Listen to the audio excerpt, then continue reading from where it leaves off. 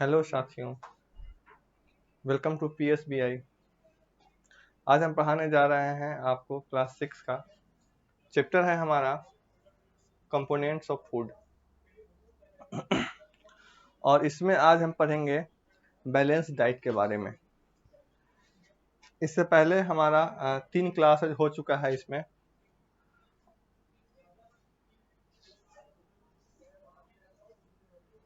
Balance diet क्या होता है, आज हम इसके बारे में जानेंगे। ये हमारा रहा बैलेंस डाइट।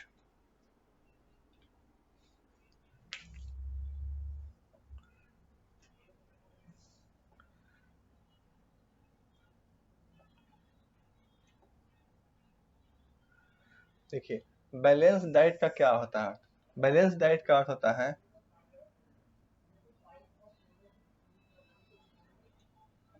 बैलेंस डाइट का अर्थ होता है क्या।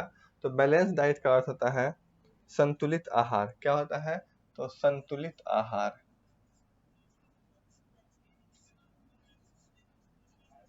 संतुलित आहार, बैलेंस डाइट का अर्थ होता है संतुलित आहार। ठीक है। अब है different food items contain different nutrients. क्या कहता है कि अलग अलग जो फूड आइटम्स होता है उसमें अलग अलग क्या होता है, न्यूट्रिएंट्स पाया जाता है। अलग अलग फूड आइटम्स में अलग अलग न्यूट्रिएंट्स मतलब पोषक तत्व अलग अलग पाया जाता है अलग अलग फूड आइटम्स में। To remain healthy and for proper growth and maintenance, our diet should contain all the nutrients our body need in the right amount. स्वस्थ रहने के लिए एक हेल्दी बॉडी के लिए यानी स्वस्थ रहने के लिए और उचित विकास के लिए जो है क्या करना पड़ता है। तो स्वस्थ रहने और उचित विकास के रख रखाव के लिए जो है हमारे आहार में वे सभी पोषक तत्व होने चाहिए जो हमारे शरीर जो है जो हमारा शरीर सही मात्रा में डिमांड करता है। No single item contains all the nutrients, यानी कि किसी भी एक चीज में सभी पोषक तत्व जो है वो नहीं पाया जाता है। A diet which contains all the important nutrients in the right amount is called a complete or a balanced diet.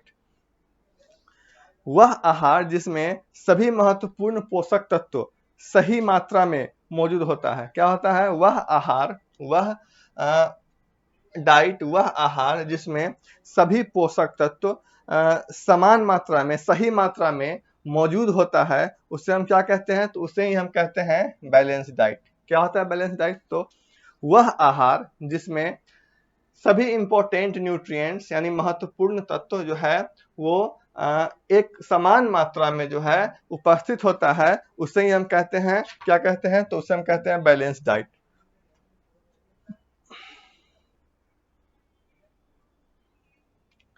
The balance diet is not the same for everyone. कह रहा है कि संतुलित आहार जो होता है बैलेंस डाइट वो हर किसी के लिए एक जैसा नहीं होता है। It depends on various factors like age, sex, physical activity of a person. यानी कि यह व्यक्ति के उम्र पे, व्यक्ति के सेक्स पे और व्यक्ति के फिजिकल एक्टिविटी का अर्थ होता है शारीरिक गतिविधि, जैसे कई कारकों के ऊपर जो है क्या करता है तो डिपेंड होता है। कौन सा? तो बैलेंस डाइट कह रहा है कि बैलेंस डाइट जो है वो हर इंसान के लिए अलग अलग होता है। मतलब हर इंसान के लिए कह रहे हैं, हर किसी के लिए एक जैसा नहीं आता, अलग अलग होता है। वो आदमी के वो क्या चीज पे डिपेंड करता है? तो एज पे डिपेंड करता है, उसके सेक्स पे डिपेंड करता है और फिजिकल एक्टिविटी पे डिपेंड करता है। फिजिकल एक्टिविटी का अर्थ होता है क्या? तो शारीरिक गतिविधि जो हमारा दिन भर का काम होता है उसके ऊपर डिपेंड करता है कि बैलेंस डाइट हमको कितना लेना चाहिए, भाई नहीं लेना चाहिए। If you consume an improper diet, that is a person takes in more calories than are used by him, he will gain weight and become obese. कह रहा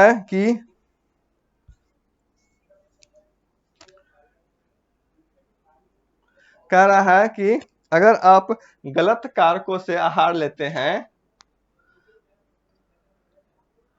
अगर आप इम्प्रॉपर डाइट लेते हैं, अगर आप इम्प्रॉपर डाइट लेते हैं, यानी कोई व्यक्ति अपनी जरूरत के हिसाब से ज्यादा कैलोरी क्या करता है, लेता है, तो उसका क्या होगा, तो उसका वजन गेन कर जाएगा। अगर कोई व्यक्ति अपने जितना उसको जरूरत है उससे ज्यादा कैलोरी का बैलेंस डाइट लेता है, तो क्या होगा, उसका वजन जो है वो गेन कर जाएगा और वो क्या हो जाएगा, और वो मोटा हो जाएगा।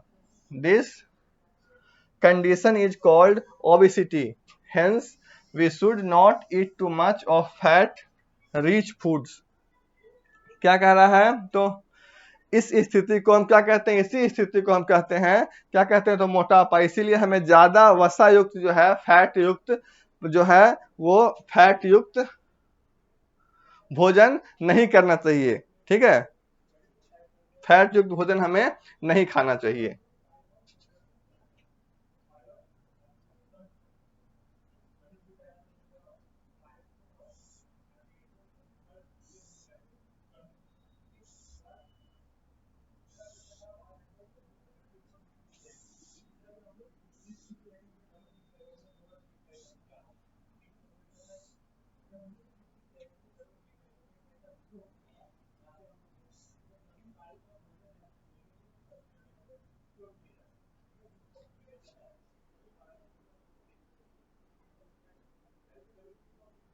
अब देखिए, एक यहाँ पे जानकारी है सबके लिए, क्या है, फैक्ट्स ऑफ नोन।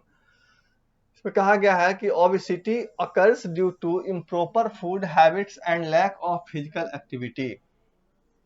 क्या है इसका मतलब, इसका मतलब कह रहा है कि मोटापा जो है मोटापा वो अनुचित खान पान और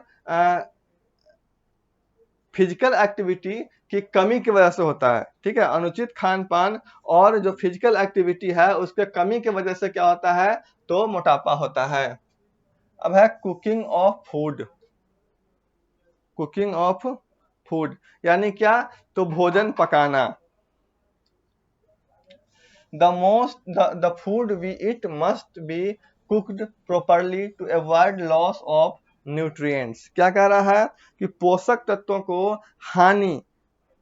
तत्वों के हानि से बचने के लिए हमें जो भोजन खाना चाहिए वो क्या है, तो वो ठीक से पकाया जाना चाहिए। पोषक तत्वों की हानि से बचने के लिए जो भोजन पकाया जाता है उसमें क्या होना चाहिए, तो वो सही से पकाया जाना चाहिए। Vitamin C is destroyed by heat during cooking, hence we should eat raw fruits and vegetables to get vitamin C. क्या कह रहा है, तो खाना पकाने के दौरान जो है वो गर्मी से विटामिन सी जो है क्या हो जाता है, तो विटामिन सी गर्मी से डिस्ट्रॉयड हो जाता है, यानी डिस्ट्रॉयड का अर्थ होता है नष्ट हो जाता है। विटामिन सी जो, इसका एक क्वेश्चन निकलता है कि विटामिन सी जो है, विटामिन सी यानी कि विटामिन सी जो है वो गर्मी से क्या होता है, गर्म करने पे विटामिन सी नष्ट हो जाता है, खत्म हो जाता है। Hence we should eat raw fruits and vegetables to get vitamin. और कह रहा है कि इसीलिए हमें विटामिन सी प्राप्त करने के लिए कच्चे फल और सब्जियां क्या होता है, तो खाना चाहिए। ठीक है, जब हम उसको पकाते हैं तो विटामिन सी जो है गर्म करने पे वो नष्ट हो जाता है, इसीलिए हम कच्चे फल और सब्जियों से जो है विटामिन सी लेते हैं।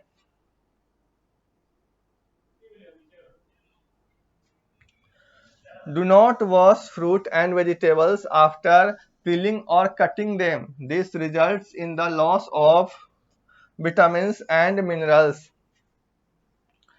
फलों और सब्जियों को छीलने या फिर काटने के बाद उन्हें धोना नहीं चाहिए। अगर आपको धोना है तो आप पहले ही उसको धो दीजिए, या फिर अगर आप काटने या फिर छीलने के बाद उनको धोते हैं तो क्या होता है उसका रिजल्ट, तो इसमें विटामिन और जो इसका मिनरल्स है वो नष्ट हो जाता है। The skin of many fruits and vegetables are rich in vitamins and minerals।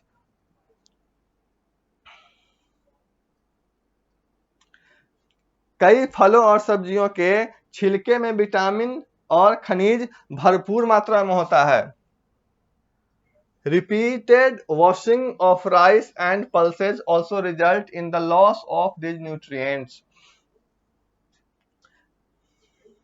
चावल और दाल, चावल और दालों को बार बार धोने से क्या होता है? तो चावल और दाल को बार बार धोने से पोषक तत्व जो है वो नष्ट हो जाता है।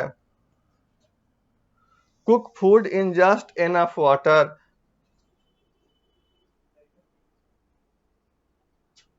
कह रहा है कि भोजन को पर्याप्त पानी में ही पकाएं। Do not throw away the excess water used in cooking as it results in loss of many useful vitamins and minerals। तो भोजन को पर्याप्त पानी में पकाएं। खाना पकाने में इस्तेमाल हुए अतिरिक्त जो भी अतिरिक्त पानी को है वो उसको क्या कह रहा है कि खाना पकाने में जो भी अतिरिक्त पानी का हम यूज करते हैं उसको फेंके नहीं, क्योंकि उसमें कई विटामिन और खनिज नष्ट हो जाते हैं।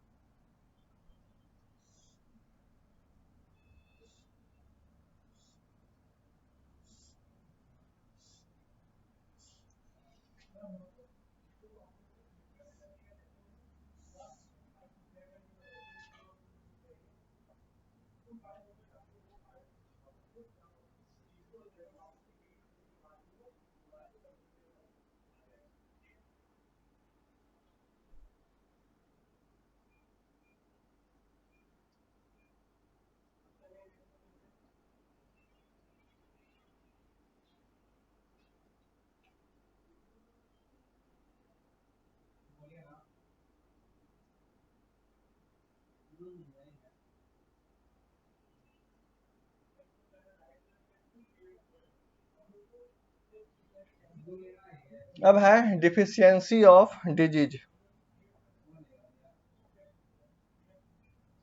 डिफिशियंसी ऑफ डिजीज यानी कि कमी से होने वाला रोग, ठीक है, कमी से होने वाला रोग।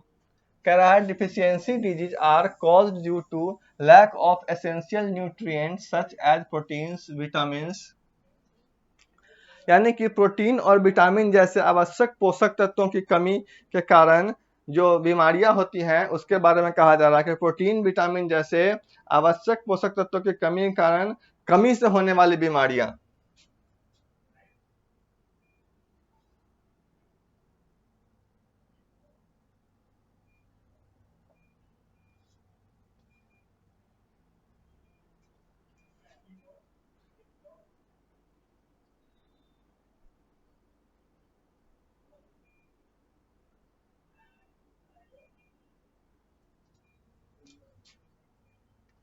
vitamins and minerals that the body cannot make from other foods।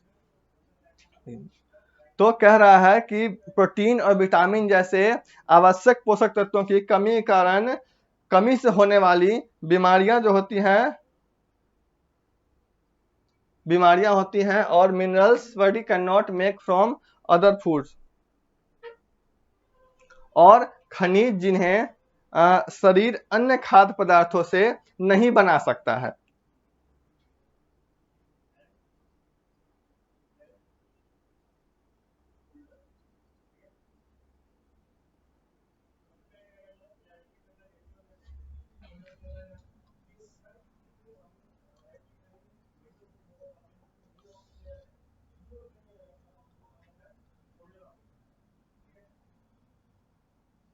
The study of sense of one vitamin in an otherwise complete diet cause of deficiency disease। पूर्ण आहार में एक विटामिन की लगातार अनुपस्थिति एक कमी का रोग क्या होता है? पूर्ण आहार में एक विटामिन की लगातार उपस्थिति एक कमी रोग का कारण क्या होता है? कमी रोग का कारण बनता है। Deficiency of nutrients can lead to disease और डिसऑर्डर्स इन आवर बॉडी। पोषक तत्वों की कमी से हमारे शरीर में जो है क्या होता है, तो पोषक तत्वों की कमी से हमारे शरीर में रोग या विकार हो सकता है। The disease that occurs in our body due to lack of essential nutrients over long periods of time are called deficiency disease. तो लंबे समय तक आवश्यक पोषक तत्वों की कमी के कारण हमारे शरीर में होने वाली बीमारियों को हम क्या कहते हैं, तो डिफिशियंसी डिजीज कहते हैं। क्या कहते हैं, तो लंबे समय तक आवश्यक पोषक तत्वों की कमी के कारण हमारे शरीर में होने वाली जो बीमारियां होती हैं उससे हम क्या कहते हैं, तो डिफिशियंसी डिजीज। अब डिफिशियंसी ऑफ प्रोटीन्स।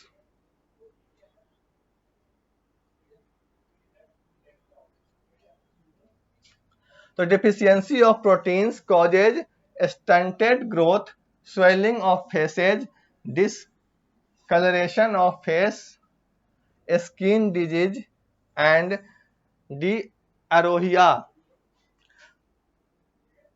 तो प्रोटीन के कमी से मेनली क्या होता है, तो प्रोटीन के कमी से मेनली आदमी का जो है वो विकास रुक जाता है। चेहरे पे क्या होता है, चेहरे पे सूजन टाइप से हो जाता है, चेहरे का रंग जो है वो बिगड़ जाता है, ठीक है। और क्या होता है, तो स्किन डिजीज जैसे बीमारी हो जाता है। और क्या होता है, तो दस्त भी हो सकता है, डायरिया भी हो सकता है, ठीक है। तो इस तरीके से प्रोटीन्स की कमी से कौन कौन सी बीमारी होती है, तो प्रोटीन्स की कमी से आदमी का ग्रोथ रुक जाता है। इसके बाद चेहरे पे स्वेलिंग हो जाता है, फेस पे डिसकलरेशन हो जाता है फेस का। और क्या होता है, तो स्किन डिजीज हो जाता है और डायरिया भी हो जाता है। ये सब क्या है, तो प्रोटीन की कमी से होने वाली जो है बीमारी वो है। अब है डिफिशियंसी ऑफ कार्बोहाइड्रेट्स, यानी कार्बोहाइड्रेट्स की कमी से होने वाली बीमारी कौन सी है। Causes the persons to become thin and weak. तो कार्बोहाइड्रेट्स की कमी से क्या होता है, आदमी जो है वो दुबला हो जाता है। If the diet is deficient in both proteins and carbohydrates for a long time, growth में स्टॉप कंप्लीटली। यदि आहार में लंबे समय तक प्रोटीन और कार्बोहाइड्रेट की कमी रहेगी तो विकास क्या होगा, तो विकास पूरी तरीके से रुक जाएगी।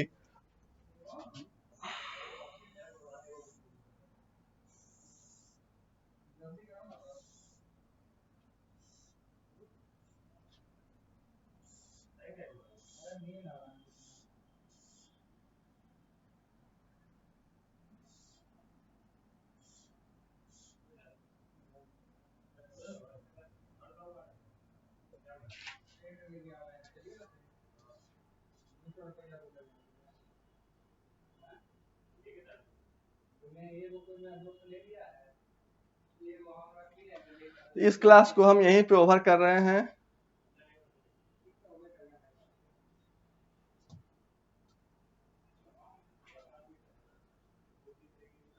अब नेक्स्ट डे हम लोग क्या पढ़ेंगे, तो next day disease caused due to deficiency of vitamin and minerals के बारे में हम नेक्स्ट क्लास में जानेंगे नेक्स्ट डे। ठीक है, आज के लिए इतना ही।